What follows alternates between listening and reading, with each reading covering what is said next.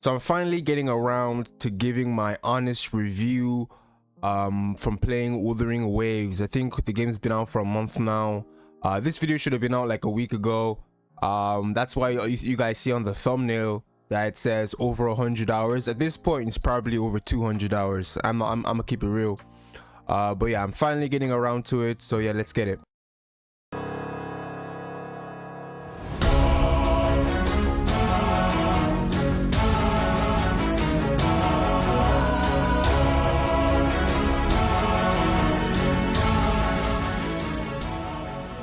So we got my boy Calcharo chilling on the bench right here in so let's dive on in. So first things first, let's talk about the story. So I actually enjoyed the story. I know the story wasn't amazing. It's not the greatest thing since sliced bread. However, I thought that it was crafted in such a way that it got my attention in the beginning, and then just about when I was about to lose the interest in the story, that's when things started cooking. So like I feel like act 1 to 3 was decent, but at the right time they started cooking up the story. So in like 4 to 6, that's when they turned on the stove and started cooking. So it was really engaging, it was really intriguing. They had really good lore building, world building. Did a good job of introducing us to the characters, Chizia, Yang Yang, and Bai Z, and they all have really cool personalities and such. However, my only gripe with the story is the voice lines. Me and some buddies of mine, we spoke about the voice lines and the reason behind it, and pretty much because they had to redo all the voice lines and stuff. Some characters, especially characters with so many voice lines, they had to add way more lines that they had to redo compared to other characters like Scar, who's a massive fan favorite, by the way. And people say he has the best voice acting in the game, but he didn't have as many lines as someone like Yang Yang, who in my opinion had the worst voice acting delivery in the game. Like she was out here sounding like RTD2, like she sounded like a robot, no personality. Like the voice sounded good, but there was no personality whatsoever. It's like I was talking to like a piece of cardboard or something. But besides that, everything else about the story was pretty good. They got into the story. They didn't waste any time to get into the good parts. And the thing is, I played over 100 gacha games. So I know that most gacha games have a really bad story. So I was actually really surprised that this game definitely changed my opinion. Because majority of gacha games, they just have a really boring, point A to point B to point C, nothing interesting, no plot twists. So this game was really nice, and I was really happy with that, with the story. Now we'll talk about the gameplay. Like the gameplay is really cool. Like I really like the gameplay, the switching out of characters. And obviously in this game you need to build 3 teams. So once you've beat story, you're pretty much gonna start your mid-game grind-ish kind of thing. So pretty much what you're gonna be doing is you're gonna start, formulating. You probably have 1 team built up that you carried you through the story, but you're gonna have to start building up a 2nd team. Then after you build the 2nd team, you might want to start challenging the what's it called? I can't remember it. Is it Elusive Realm? Hold up. I have to make sure I get this right real quick. Is it Depths of Elusive Realm? I can't remember. Let me check real quick, guys. Because I need to get this right. So it is Tower of Adversity. Yeah, so you're gonna start doing your Tower of Adversity. And in Tower of Adversity, you're gonna need 3 teams built. And by the time you finish story, you're not gonna be in any state whatsoever to do Tower of Adversity and complete Tower of Adversity, unless you're some massive whale or whatever. But like even then, because I spent a lot of money myself, I'm still almost finishing my 3rd team, and even then it's not gonna be complete because I'm only like getting the gear and leveling that up. So when you finish story, you're gonna be working on your 2nd team, building that up, and that's gonna take a majority of your time. And then after that, you're gonna want to build your 3rd team. So right now I'm in a state where my main team is pretty good, my 2nd team's pretty solid, and it's my 3rd team that I'm kind of working on. I think I need to work on 2 more units, then my 3rd team's done. Then I'm waiting on Jinshi, and then when Jinshi gets here, she's gonna be probably my main, so she's gonna move into my main team. Kalchara will fall into my 2nd team, and yeah, that's probably how I work it. And then my Ling Yang is gonna fall into my 3rd team. I got Encore as well, but I don't really like her playstyle, so she's probably gonna be on the bench for now for me. So after you've done that, there's also Elusive Realm. You can do that every week, a little bit here and there. It's a pretty chill, relaxing game mode. You know, like there's no pay to win in that mode. It's literally just go in there with some characters. You can use if you don't have a character that's good, you can just use one of the free characters they give you. It's pretty chill. And another thing real quick is, let me go into my map so to show you guys this. Boom, my map. So here in my map, you guys can see I have got Huanglong completely 100%. So you're gonna want to do your exploration.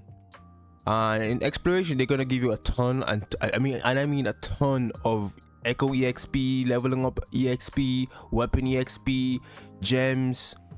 So gonna give you a ton of those. So that's what you're gonna want to do as well.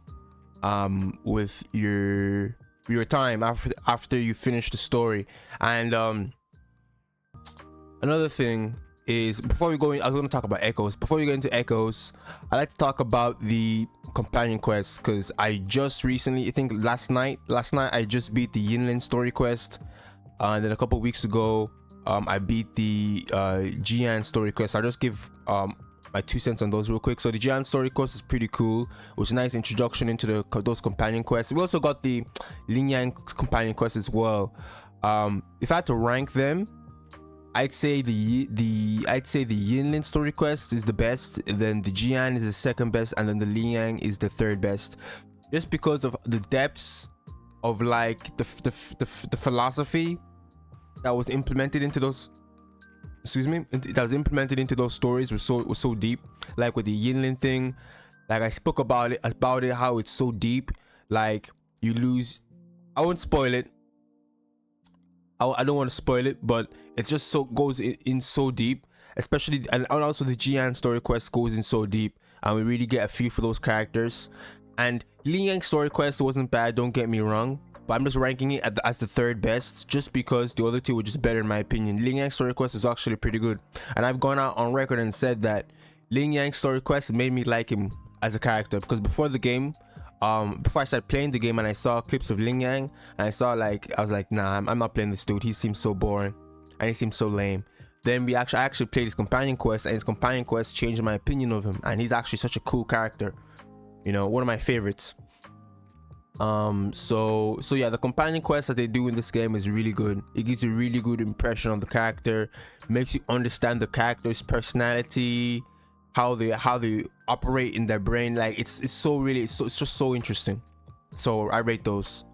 So yeah, that's it for story. So now we'll talk about the ecosystem and stuff. So obviously I posted a video going over the changes for 1.1. So yeah, they're gonna be making some reworks and making some changes regarding the ecosystem. But as of what I've played, you know, I'll speak on that and So yeah, so pretty much with the ecosystem, for the first like week, I was going around the entire overworld farming, you know, getting gear, and I'm thinking I'm getting ahead of everyone else. I'm like, yeah, I'm doing all this farming, no one else is gonna do it. So I spent like 5 hours every day going around the overworld killing everything. And then you actually do your rolls, and then when you get trash substats, you're like, yo, I wasted 5 hours for trash substats. And the thing is, you can't even feed the trash gear into other gear. You have to you have to fuse the gear. You can't just like use it as leveling up or convert it into leveling up exp for your echoes. That's my one thing I want them to do. That's my one request, that they make it so trash gear that you don't want to ever use, you can convert it into, you can salvage it into echo exp to use into leveling up your other echoes instead of the fusion system, because the fusion system only goes so far. Because what's the point? Because you can't level up the gear, so what's the point? You know, I just really don't like. I like the fusion system early game, but then I'm at the point now where I'm there like the fusion system doesn't really do much for me because I need exp, you know, because the fused piece of gear could still be trash. Like I just need to roll into it. So that's it. That's what I'm thinking with the ecosystem. And like I said, I was going around the overworld farming like crazy for the first like week, and then like that actually, like I almost got burnt out, bro. I'm not gonna lie. Like doing that every single day, like I'm not free to play by the way, but doing that every day kind of almost burnt me out, because I was doing that, making so much content on the game, streaming and all that kind of stuff. Like that took it out of me, man. I'm not gonna lie. So that's why right now I'm not doing that overworld farming. Like I'll build up my data book, my collection for the echoes, so I get I've got every single echo in the game at all the different stars. So my data book is 100% complete and collection for echoes. But when the new update comes here, I'm gonna probably just go around collect it at the rarity or whatever, the highest rarity, and then after that I'm just not gonna farm it. I'm just gonna do tacit discords or tacit fields or whatever they call it. So I'm not gonna do 5 hours of just grinding for trash gear. I'd rather make it fast and snappy with the tacit fields. As I feel like it's just faster, man, and I don't have hours upon hours to do that grinding every day, and that's gonna burn you out. By the way, farming overworld every single day is gonna burn you out. Like no matter how much you love the game, like I love the game like a lot, but doing that every single day will burn you out, and that's just, you know, that's just the truth. So yeah, that's just my thoughts with the ecosystem. Like I said, they are making changes to it. So it will improve. So I'm looking forward to it. The ecosystem will definitely get better for 1.1, 100%. So that's the ecosystem. And obviously with the launch, there were some bugs and some issues. And we did get like 2 5-star selectors. We did get like a ton of pulls.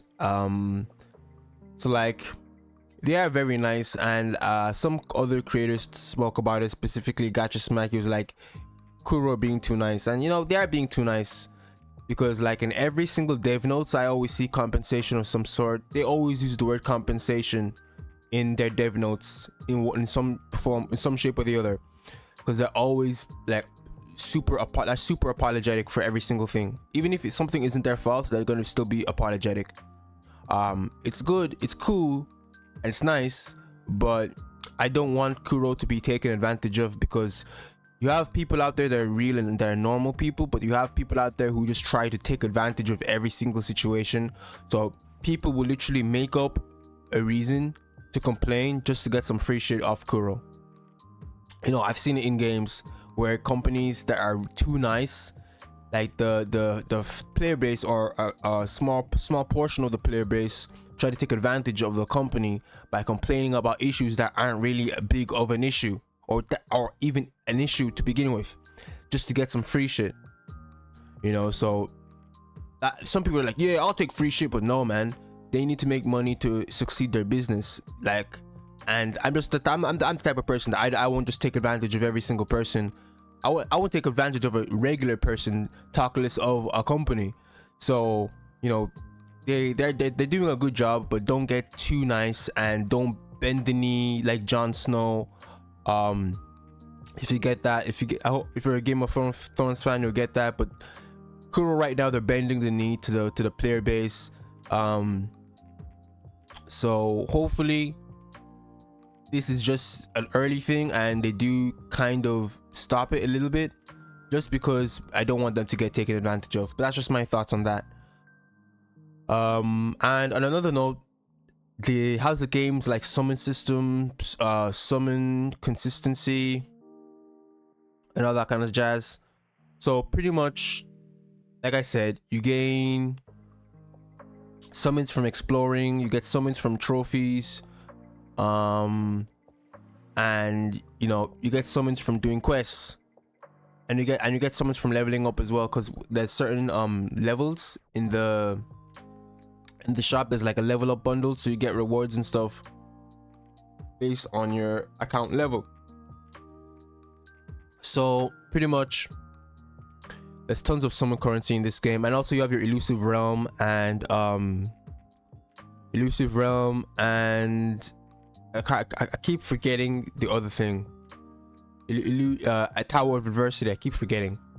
I don't know why I keep forgetting, but yeah.